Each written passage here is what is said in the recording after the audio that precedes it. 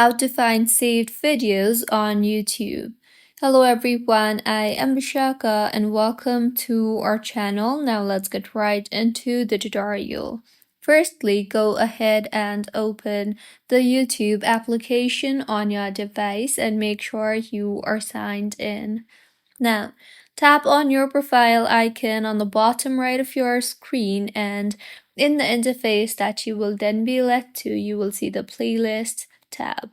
Tap on the See All option beside the Playlist tab, and now in the interface that you will be led to, you will see various tabs there. So, these are the videos that you have saved under Watch Later, or you might have also created the playlist.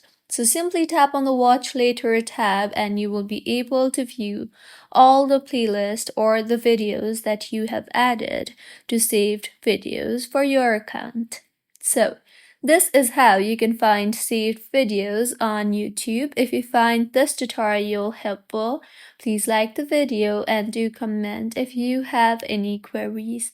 Also, do subscribe to our channel for more helpful tutorials like this. See you on the next one.